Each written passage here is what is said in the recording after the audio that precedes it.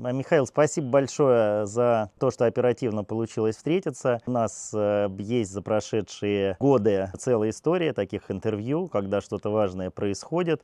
И канал «Реальная Черногория» всегда в эпицентре событий и следит за тем, что происходит в стране. Сейчас Черногория переживает очень интересный этап своего развития. Для Европейского Союза изначально ключевыми вопросами являлись, естественно, территория, граница и регулирование миграционных отношений. То есть с любыми потенциальными кандидатами обсуждение и регулирование этих вопросов начинался любой диалог. И если мы посмотрим ретроспективно, то с 2005 по 2008 год все страны Западных Балкан подписали с Европейским Союзом обязательные соглашения о реадмиссии. Это обязательства, которые приняли на себя эти государства, о том, что они будут в обязательном порядке принимать к себе своих граждан, которые будут в случае необходимости депортированы или возвращены с территории Европейского Союза. В Черногории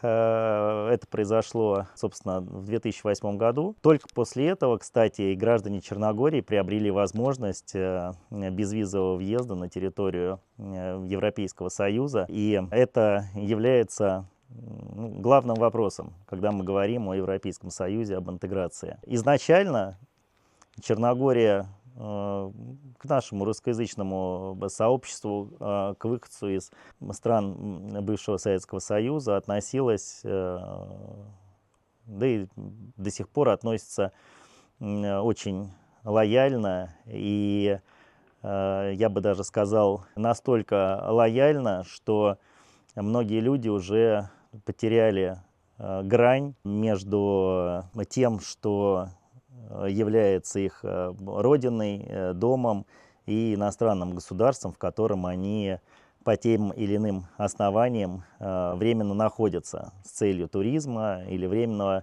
проживания. Этого делать, конечно, нельзя, нужно постоянно об этом помнить. И я вижу, что у многих людей есть разрыв в понимании между вступлением в Европейский Союз, в данном случае Черногории, будущим вступлением, и юридическими последствиями, которые неизбежны в этой связи.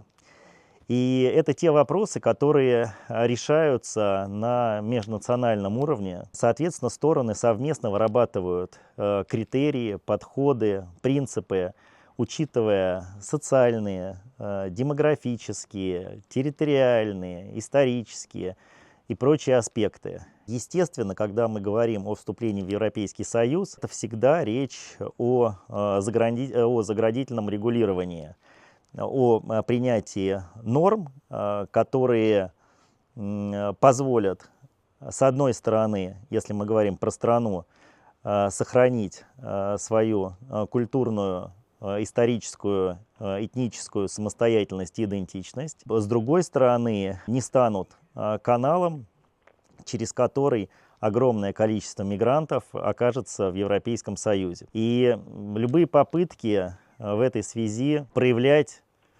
неуважение или навязывать свое мнение, или лезть со своим уставом в чужой монастырь, или объяснять, или пытаться объяснять, что да, вы там ничего не понимаете, сейчас мы популярно это объясним, как нужно действовать. Это все в корне неверно, и так действовать нельзя. Первое, если мы говорим о цивилизованном обществе, с чего должно начинаться любое общение, это взаимное уважение. Мы, конечно, должны испытывать чувство уважения по отношению к стране, в которой на протяжении 20 лет было всем максимально вольготно. Еще открываешь социальные сети и пытаешься там разобраться, какие настроения или какие тенденции. Последние дни, собственно, что и побудило желание записать сегодняшнее интервью, мне это стало напоминать русскую сказку «Теремок». Она настолько понятная, она настолько простая, и в ней столько много жизненной мудрости, собственно, которую в нас дедушки, бабушки, родители пытались заложить и заложили как фундамент. Так вот, прошу всех не забывать об этих простых истинах, что нужно вести себя максимально корректно. Это мы говорим сейчас про этическую, про моральную, про социальную сторону этого вопроса. Если мы будем говорить про юридические аспекты, то, конечно, нельзя вмешиваться во внутренние процессы. Миграционная политика, она является, естественно, частью внутренней политики государства, и соответствующие законодательные инициативы, обращения могут формулировать граждане Черногории.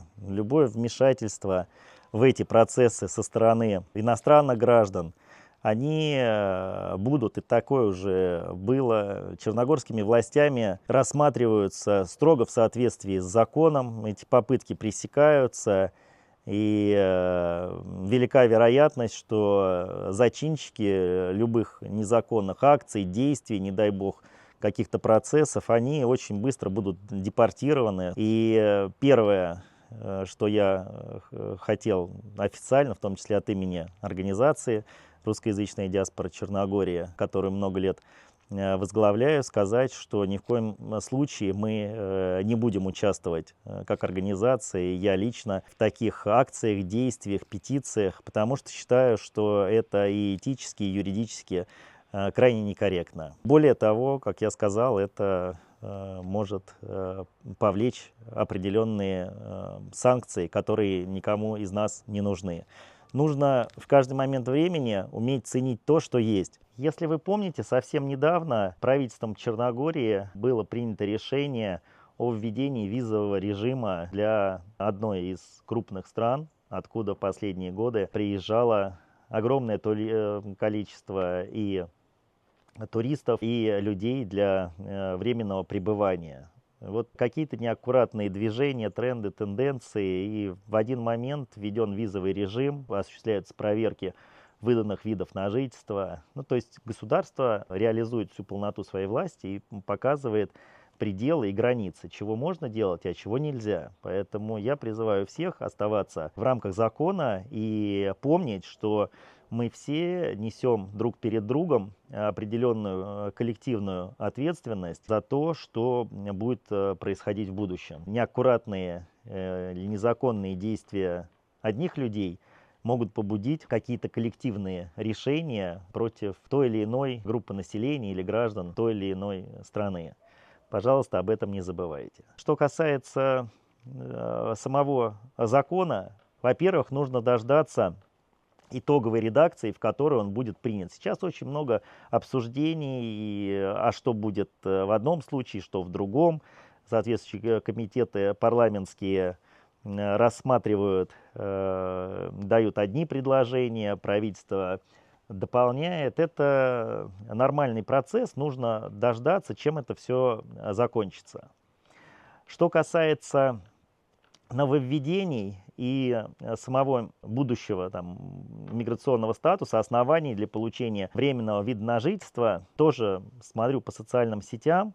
К сожалению, много активных комментариев от людей, которые не обладают юридическим образованием и, как я склонен считать, добросовестно заблуждаются в ключевых аспектах.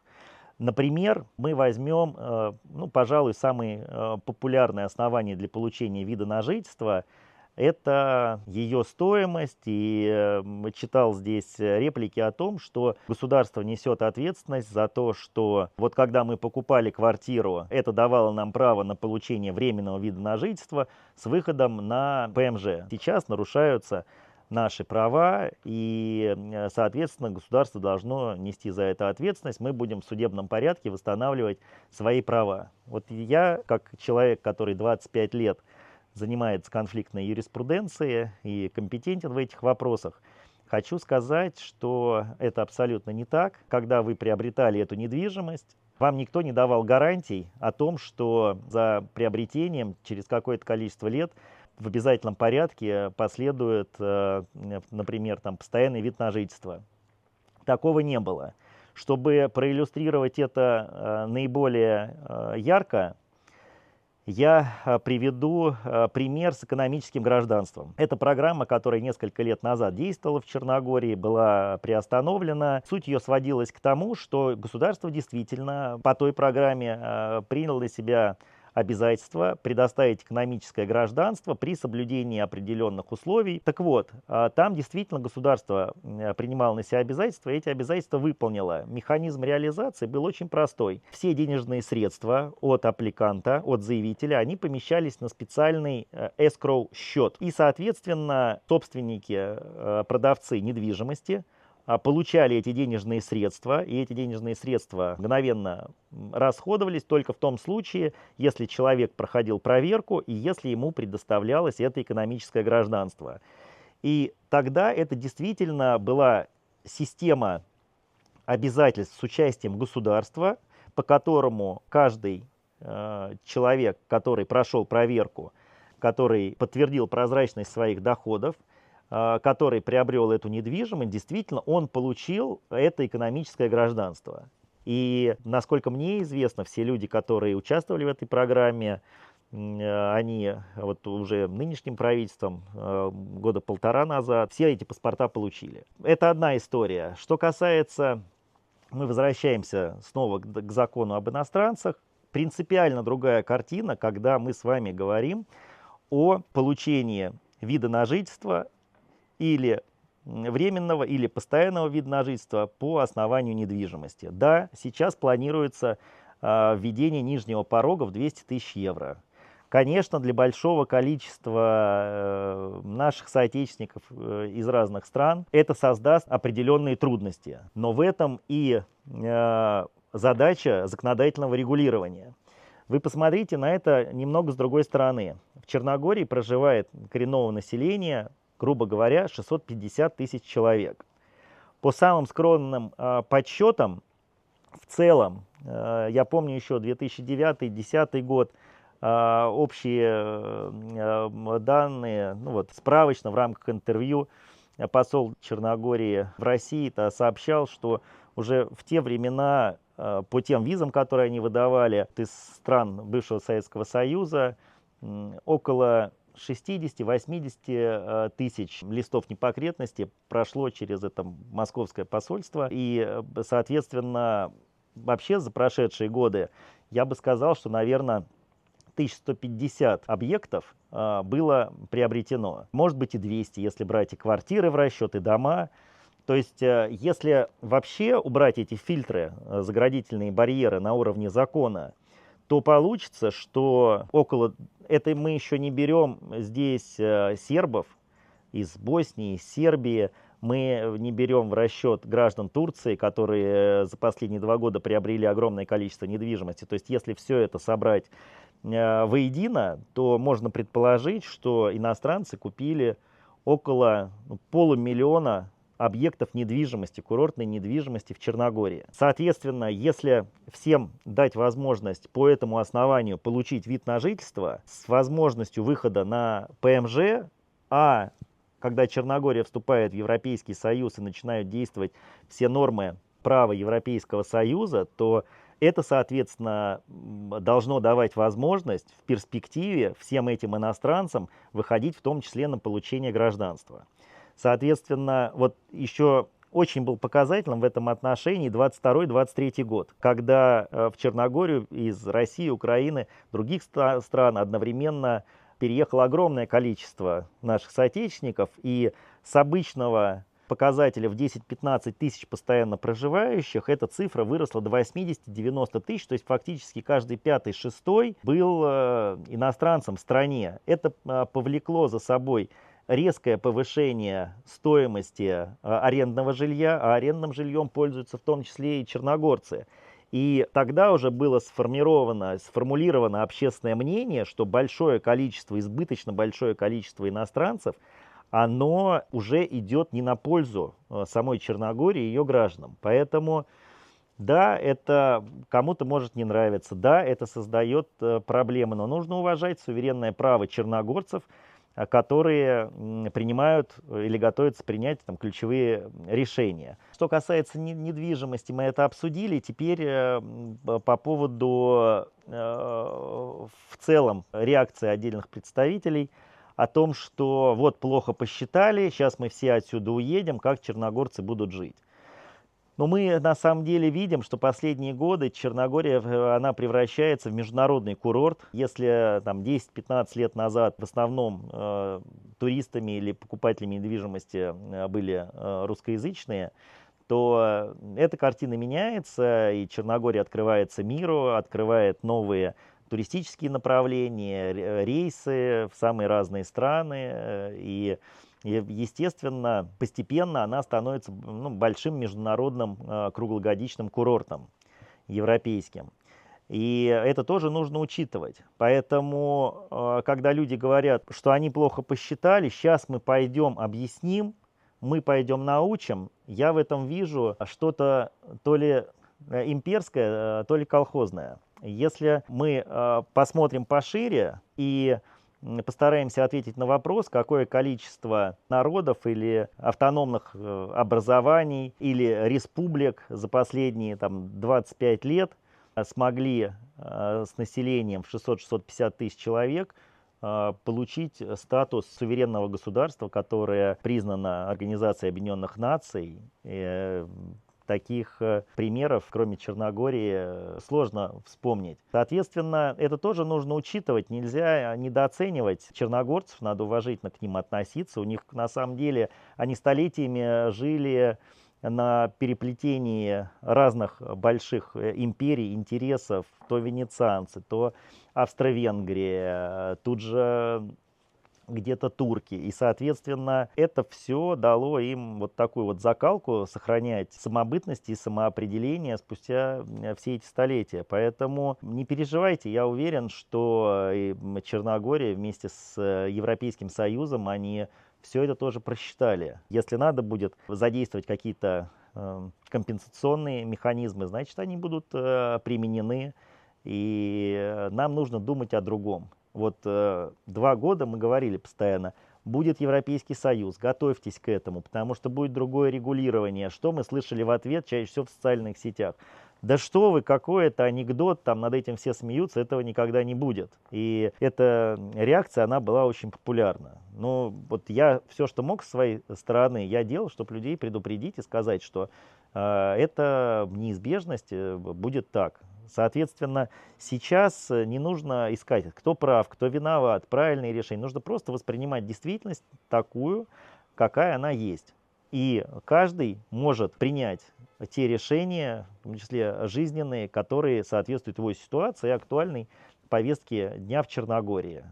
Мы все взрослые люди, и это нужно принять. Этот год по разным аспектам получился очень загруженным, сложным. Эти все новые события. Мы ждали, что вот они примут, тогда будет актуальнее провести мероприятие, чтобы это обсудить, или как мы делали это раньше, деликатно приглашали представителей органов государственной власти или из Министерства внутренних дел, или когда это было необходимо из налогового управления, для того, чтобы они разъясняли какие-то ключевые моменты. И вот пока все сходится к тому, что уже, наверное, после Нового года, весной, будем проводить какие-то встречи старых новых друзей, обсуждать актуальную повестку, приближающийся туристический сезон, вопросы миграционного регулирования. И вот еще что по поводу участия организаций, потому что тоже был такой запрос. Люди спрашивали, собственно, почему мы от организации не выступаем с какими-то законодательными инициативами. Я вот уже сегодня об этом говорил, что это вопрос определенной культуры. Это вопрос культуры и уважения. Мы же здесь все, на самом деле, современное общество, оно и государство очень прозрачно. И органы государственной власти, они прекрасно знают, кто здесь проживает, сколько денег тратит, сколько сотрудников имеет, какие интересы или цели преследует. Соответственно, если чье-то мнение государство хочет услышать, то к любому диалогу может пригласить отдельных лиц или какие-то общественные организации для того, чтобы это мнение услышать. Если это мнение не спрашивается, то я воспитан таким образом, что в чужие дела, тем более во внутренние законодательные процессы иностранного государства, в котором мы проживаем, как-то грубо или не грубо вмешиваться, но это по меньшей мере не культурно. Поэтому мы сосредоточены на своих внутренних задачах. Мы по-прежнему очень активно занимаемся помощью людям. Это связано там, с критическими ситуациями, это связано с бесплатными консультациями, это судебной защитой в необходимых случаях интересов наших соотечественников из разных стран, когда они сталкиваются, например, с какими-то невыплатами страны страховых компаний, прочими аспектами. Пожалуйста, мы никогда эту деятельность не прекращали, и в рамках устава нашей организации мы продолжаем этим заниматься. Поэтому всем я хочу пожелать отличного настроения, до скорой встречи на наших мероприятиях и, пожалуйста, оставайтесь в пределах закона. Не нарушайте его, потому что так вести себя нельзя.